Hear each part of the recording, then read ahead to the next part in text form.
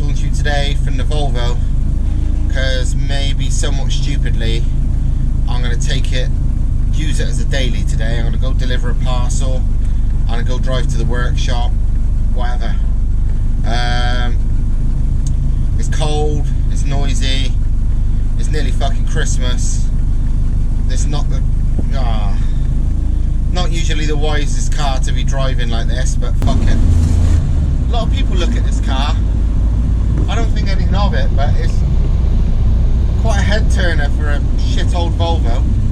Just then turned out the road and like some like 20s, 30s couple both looked at it and watched it go past. The man was wearing pink trousers though, so yeah, maybe it just makes weirdos look at it. When I'm in the car, maybe I should tell you some, well, I was going to keep them secret, but fuck it, I'll talk about it. The Corolla, obviously, my favourite car. Going by the responses I get anytime it's talked about it, it's probably mostly yours favourite car of all the ones I own as well. But it's also one I've not touched for the longest. As you might already know, because I'm pretty sure I've talked about it, I've got like a fully forged replacement 3S GT for it, and yeah, it's gonna go for like, you know, maybe 700 plus brake, front drive still, forged 3S GTE. But Thomas has been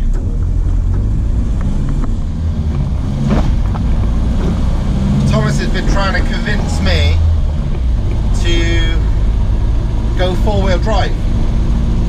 Not just four-wheel drive, but twin engine, as in one in the front, one in the back.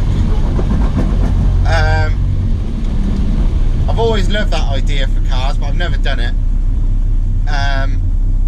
Back in the day when I was working for Car Max, that was kind of like not common, but it was a thing, you know, and it works done right.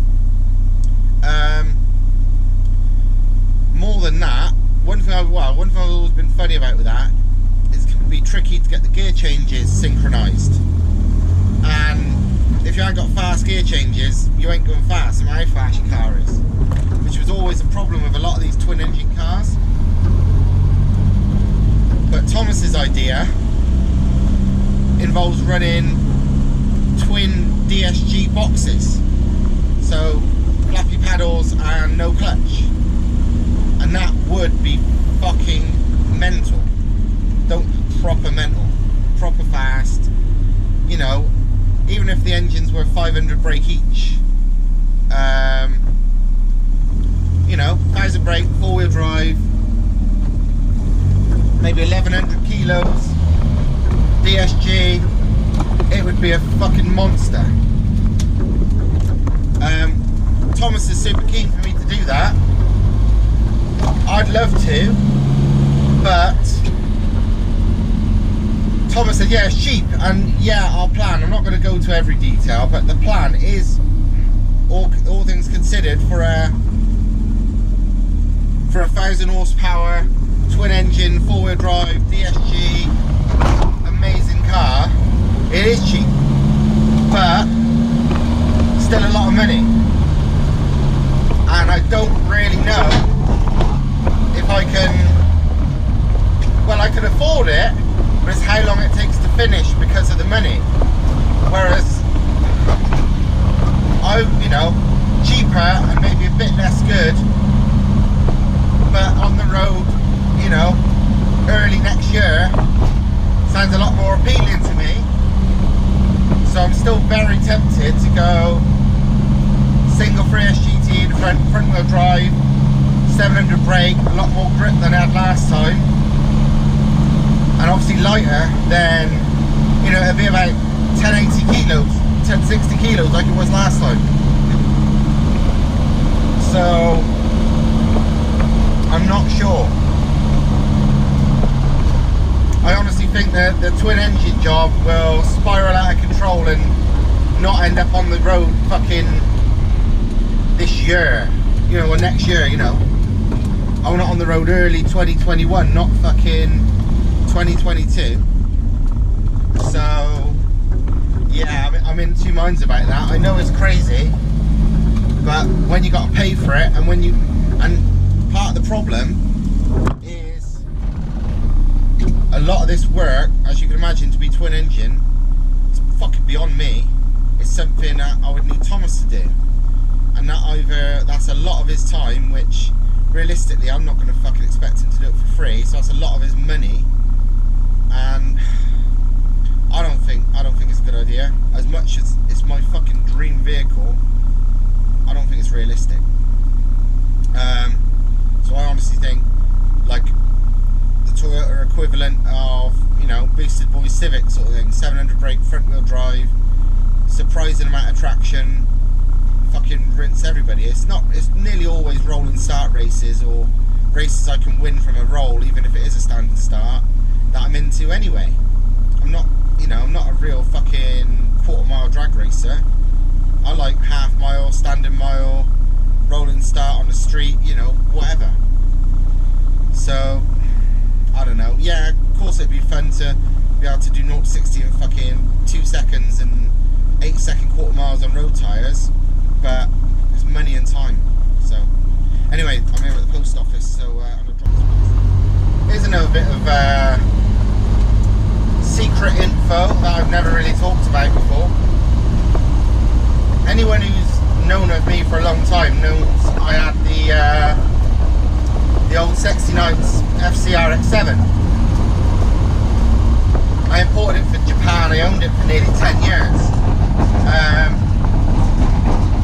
I drove it with the rotary engine that it came with, like just a basic street ported 13B on a TO4 HKS Turbo, quite small. I had it like that for a year and a half, drifted the shit out of it on the track, drove it loads on the road, I even drag raced it, everything. About a year and a half, just kicked the shit out of it. It was great, it was brilliant, I loved it. Then it blew up. Where's the rotary? So, but year and a half, quite good going. Anyway, at the time, the only tuners that would touch FCs in UK were, especially Mappers, were unfortunately useless clowns. Like, the car was fairly reliable because it was all done in Japan. But if I'd have let UK hands on it at the time, I would say it's not so bad now, but it probably is worse. Anyway, it would have just been an expensive, unreliable disaster. So I thought, fuck it. I just want to use it. I don't want to just keep playing with it. So I put a 1UZ in it, which you might have seen. 1UZ in a RX7's been done loads of times. It's a fairly light V8. It had big cams, so it revved like a fart. It was on ITBs, individual throttle bodies, so it sounded crazy. Loads of RX7 purists absolutely shit a brick about that. Oh, you've ruined the car. Well, it's bollocks. Even though most of them don't even fucking never owned a rotary in their life. They're just fanboys. But yeah, everyone hated that. But, to be fair, I didn't like it either. Once it was ready, once it was on the road, I didn't enjoy it at all. It was just, did nothing for me. I still used it like that for a while, but it kind of just took the fun out of it for me, having the 1UZ in it. So I took it out, and we fitted to my house. And this is an engine I have never, ever publicly spoke about. But there's some other weirdos staring at my car. But amazingly, you think people with hated the 1UZ idea. For a while, the RX7 was running an OM606 with a big turbo, as in a diesel, as in what all the fanboys these days are calling the diesel 2JZ, the Mercedes one. It's in fact the one that's now in Thomas's Sylvia. And to be honest, it was way better than the one you said was. But, and I'll put a clip of it on here now. It's fucking mental.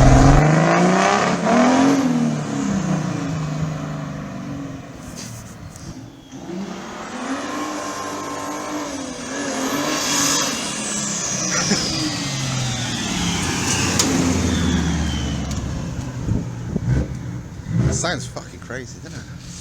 It's weird because it sounds like Mazda. Yeah. It's a Mazda engine, isn't it?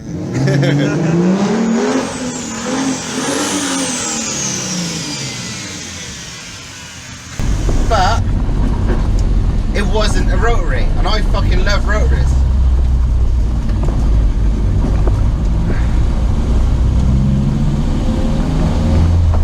So as crazy as it was, and I never mentioned it anywhere. The picture was even in a few car magazines that I was doing freelance stuff for when they wanted pictures of OM606 conversions and stuff. But I never told them what car it was in, and I never even told them it was an RX7. But these magazines don't know fuck all, so I don't care. But yeah, the car made it into a few magazines like that, and nobody knew. But yeah, it was nuts. But I really love rotaries, and it wasn't a rotary, so I fucked it off. And to be honest, after all this messing about and realising it's a rotary or nothing for me in an RX7, that's the main reason I like them, I just gave up and fucking sold it. I hated the car by then. It had become like a fucking fanboy dream car, and I don't give a shit about stuff like that. I just wanted a car to use. So it meant nothing to me anymore. So honestly, I sold it, and people were like, oh, you know, it'd be good to be able to like, you know, keep an eye on it and sort of see how the progress is now so there's no owner. Fuck no, I don't give a shit. I have got literally zero love for that car. It was amazing when it was 13B in the old spec. I loved drifting it, I loved driving it, it was great. But after all these years of the different engines and, to be honest, just getting used to it, the novelty had completely worn off. I couldn't give a fuck about it anymore. So yeah, you know, I don't like the car. I stopped liking it, and I don't care. But I had a diesel, and that was quite funny. And now you know.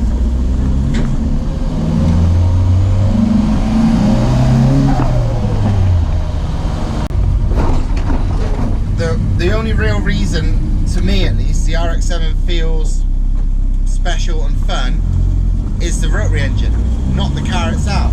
You put a V8 in it, it's just any old, it's just another car. So yeah, and now they're fucking expensive, so I'm never going to end up owning an RX7 again. And I'm all about value for money, and they are not value for money anymore. I actually might add a load of clips of this, of the RX7 when it was rotary as well, because I use it a lot then. I got, you know, bear in mind it was right back in the day where there wasn't a lot of videos going on. I've still got a fair bit of footage.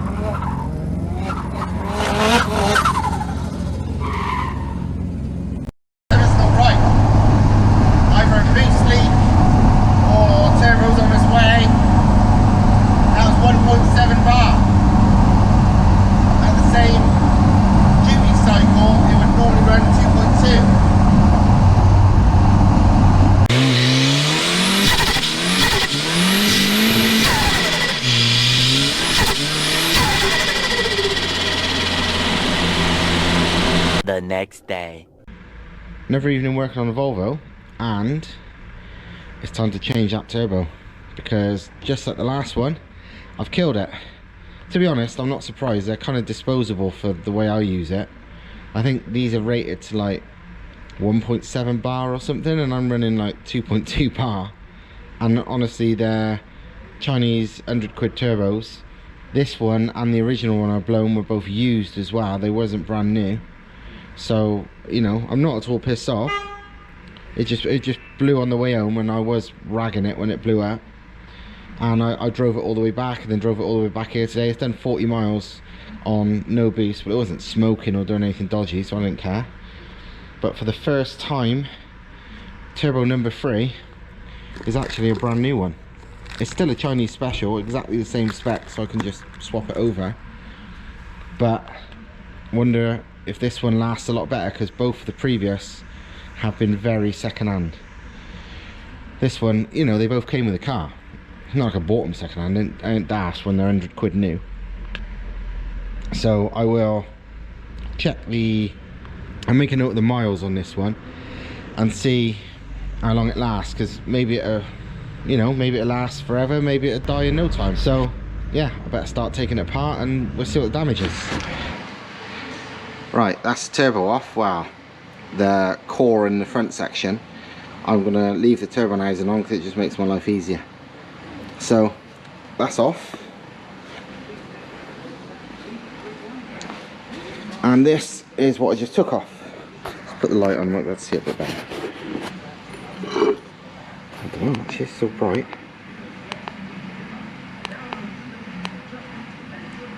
No, I'm better off with it off. Well, anyway, this is the first one that broke, and as you can see there, it took out one of the turbine blades on the exducer. There, look. This one, all the exducer blades are lovely, but the inducer, there's one completely missing there, and the rest of them are fairly chewed.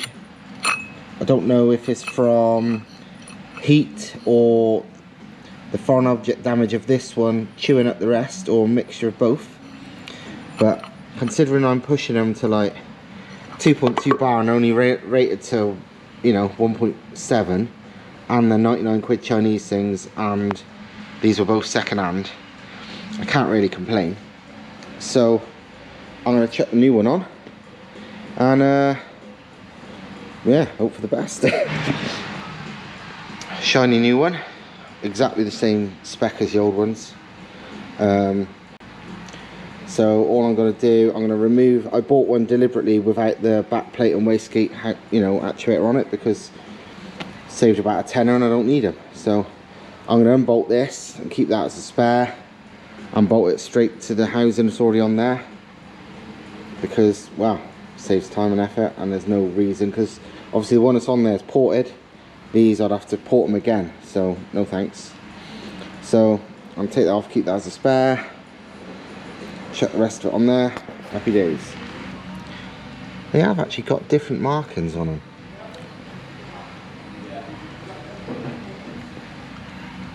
Yeah, they have. What that means, I don't know. Casting is different as well. Huh? Casting is different as well, you can tell. Yeah.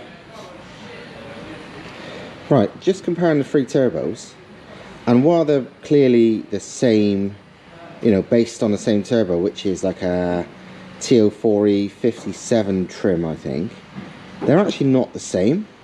I would say the one I'm about to put on was made maybe in a different factory, because what I always noticed about these, how well you can tell on camera I don't know, but the turbine wheel blades are quite like fat, which is quite old fashioned. They're a bit, you know, it's obviously not particularly efficient being so fat, and, you know, for airflow or the weight. And these are both like it. But this one, as soon as I saw it, it's like, hang on, that looks a bit different. And it's the same basic design, but the blades are thinner, and also the angle is slightly steeper too. So yeah, maybe, possibly, this could be better. I don't know. It's definitely I'm about to find out, aren't I? So we will see. Right, as with everything we do, this has escalated somewhat. So now there's 3 different Chinese turbos all in bits. And what we've decided is the turbo housing on this one, well, it's marked AR57. I'm fairly certain these were meant to be 63. And also I've measured it with the calipers, only externally of course. And this one seems slightly smaller, so they might be telling the truth. And to be honest, this, you know, the one that was on the car is pretty hammered internally because it's had 2 turbine wheels explode inside it. So it's a bit knackered anyway. So yeah, we're going to give this one a punt. If it helps spool, because if it really is 57, it suit me, because the one thing you know, the car is a bit lazy, so, you know, for considering I mostly use it for skids. Thomas has very kindly port matched the intake flange for me while I was doing other bits and pieces, so that's mint. It's actually a really fucking good job. He also drilled out the wastegate hole to, what was it, 19mm? Yeah, yeah, 19.7 point something. That's easy. Yeah, 19 and a bit, nearly 20, but to, you know, which is way smaller than what I had. But don't forget, I'm running 2.2 bar boost, so in all honesty, nothing's really coming out the wastegate. It's literally, these turbos are rated to 1.7. The reason they're probably dying is because I am practically going all out. So this will be plenty. Pushing too much. I'm actually not going to reuse. What it is, I've got 2 of these back sections that are both ported. This was the last one I used, and yeah, it's okay. But I realised this one, which I ported previously, is actually ported out more. But I've never used it, so I'm going to run this one on that. That one can just become a spare. And yeah, we put it all back together with the whole new thing. So everything apart from the back plate is going to be brand new. Another thing I noticed, the 2 other Chinese ones, I've got a restrictor screwed into the oil inlet. That one hasn't. When you blow up? The 2 I've blown up, I've got oil restrictors in. And if you listen to the internet, people generally say, yeah, I run the restrictors in there fine. That one hasn't got one. Shall I just trust them and not run it? I reckon I should. Because maybe it's why these 2 have worn out. Because the fucking... This has it. Yeah, look at it. It's like a screw-in oil restrictor. They both got it. That's about 1.2 mil. Yeah, it's tiny for a petrol, for a journal bearing. Yeah, I'm gonna say. Yeah, but careful the housing's not held on. Fuck, that was risky. It's not got one. I reckon I should just run it. I mean, that's... Overall has been far better built than them. And normally you wouldn't, on a journal bearing, you shouldn't have a restrictor anyway. You should just have a good return. So... It's big though. It's about 5-6 mil. I don't know, 1.2 is very fucking small for a... very small for a journal bearing turbo. About 1.1 for the yeah, exactly, that's what I mean, yeah. 1.2, yeah. 1.1. Yeah. I'm wondering if they fit them because they don't trust their fucking, their seals and think, oh right, and if, you know, it'll stop them smoking and then we get less comeback. Huh? How's your return? Yeah, it's alright. It's how it was when I got it. It's like a, like an aftermarket AN thing. I reckon maybe... This is very easily accessible. Yeah, I can literally take it off and fit one of them in 2 minutes. So I reckon, yeah, let's send it without it, because I reckon, because it's entirely possible, these, because both of these have got play like fuck, and it might well have been that the play made the turbine touch the housing and don't know. Maybe. Fuck it, let's try it without, I reckon. I like this wheel. I do like the wheel much more than them. It's clearly the same design, but it's just a nicer, it's like... Almost the same. Almost the same, yeah. But it's better and it looks really good. I'm quite impressed with that wheel. This will definitely spool quicker. It's gonna do good. I can, whether what it's gonna do, I don't know, but I agree, it's gonna do some good. Right then, we better put it all back together. Right, that is the turbo built up, the new one.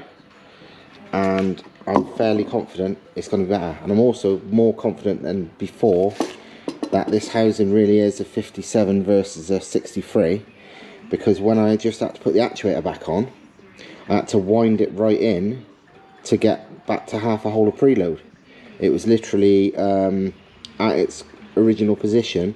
It was actually slightly open. It wasn't even like it was had no preload. It was negative preload. The wastegate would have been open a bit. So I went back to half a hole of preload like it was on that. And yeah, so this probably will, a mixture of that turbine wheel and this housing, spool a bit better, which is fine by me. And because that housing looks that much better, I generally don't think it's going to affect you know, top end performance at all either. So winner. Right, I think it's time for it to start, so wish me luck.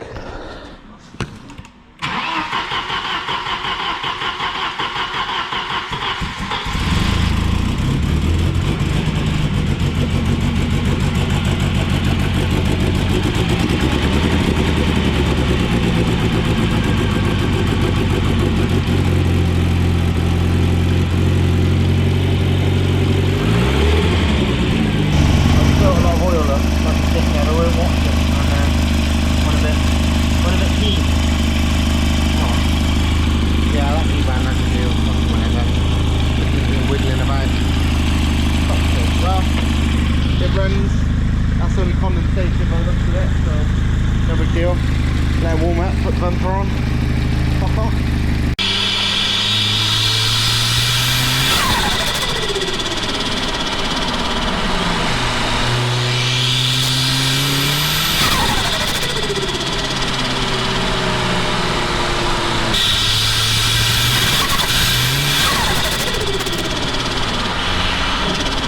Don't know if you've seen in the recent Adam LZ video him fitting new downpipes to his brand new 2020 or 2021 even Audi RS6, and he's having to use ratchet straps to pull the downpipes while the exhaust towards the front of the car to make it seal because his V-band on his turbo's blowing. Well, this is like the poor person who isn't a millionaire, who's got a shit YouTube channel equivalent my one. Almost the same thing on the Volvo. Because of the very slightly different turbine housing, the downpipe is now a little bit too short, so it's blowing a tiny bit. Unfortunately, I'm not at the workshop and I've got no ratchet straps or anyone to help or a ramp, so I'm just going to try and do it up as tight as I can. This downpipe's shit. His downpipes are amazing, but how fucking Tech have the balls to charge 2,000 quid for them is beyond me, but that's another story. So yeah, I'm going to try and do these up in a minute. I'm literally, all I can do today is pull it and tighten that V-band up as tight as I can, and then hope for the best, and then take it down to the workshop and do it properly. Whether I do that today or not, I don't know. What I will say though is, having driven this home last night after the new turbo fitting, it's a different fucking car. Like, it is way better. From being sort of full boost, wow, about, well, pretty much 4,500 RPM. Now it's barely over 3,500 with this new turbo. Duty cycle on the boost controller, it was 65 before to get 2.1 bar. Now it's 45. And when it was dying the other week, even if the duty cycle up to 70, it was still only pulling like 1.7 bar. But now, yeah, 2.2 bar at like 45 on the duty cycle. So yeah, massive difference. Spool is best part of 1,000 RPM better. Response is wildly better. It feels like a different car. You can stay in like one more, you know, higher gear for pretty much all driving. Easing into it at like 80, 85 mile an hour in fourth, just trying to stop it wheel spinning.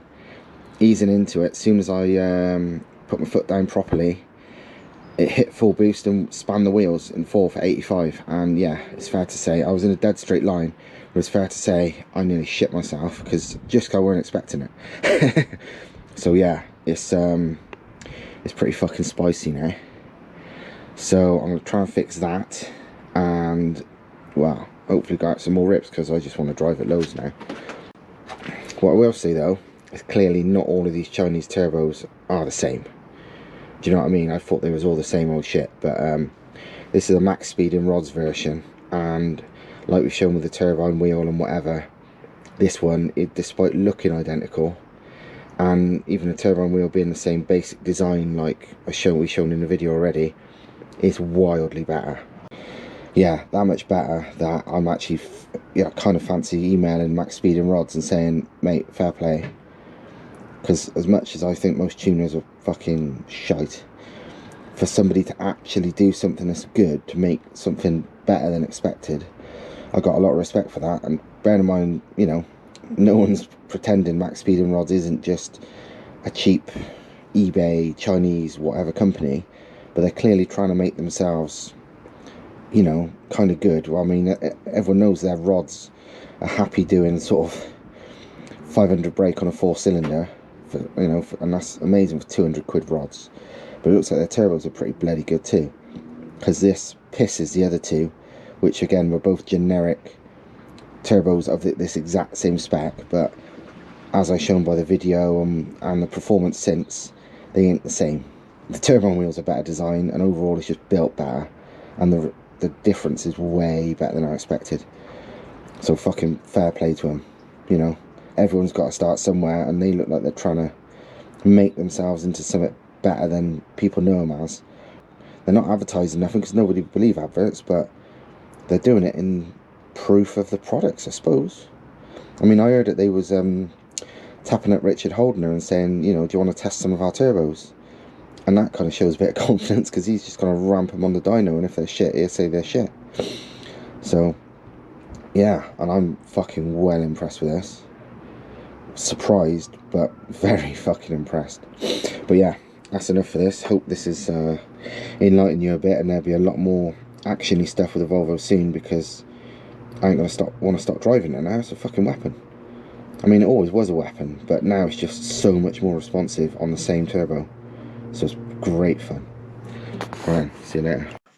Can't remember if I mentioned it before, but it turns out it's really bloody appropriate to this video. And that is, the Volvo is going to be running max speeding connecting rods too, as well as this turbo. And the thing is though, probably unlike the turbo, everyone kind of knows these are good. These things are like well proven on pretty much everything to be capable of like 150 brake per rod. So, you know, 600 brake, you know, 4 cylinders, fucking straight sixes with best part of 1,000, V8s with over 1,000. These things seem to just be able to do it. And these are like, wow, I think I paid about 200 quid for these. It's crazy. Getting more and more impressed. I wonder what other parts I can get from these. I'm beginning to trust them now. Crazy really, but shows how the world works. Things change. And yeah, stuff like this is genuinely bloody good for bugger all money now. So, but I always knew these rods were good because they're already proven. I don't think anybody's ever, I know I'm mostly on 4 cylinders, but I don't think anyone's ever fucking seems to have broke one. I know loads of cars 500-600 brake 4 cylinders on these things, and that's way beyond what I need to do, and they're always fine, and they're like no money. They're really good rods. And to be perfectly honest, when you look at them, it's like, hang on a minute, these are identical. I mean identical, you know, just different branding they've put on them to loads of other big brand rods that have also got suspiciously similar branding, just a different logo. It's like, are they actually the same things, just half the money? If you ever see any Stav-Tech rods appear and it says Stav-Tech on there, they're probably just these.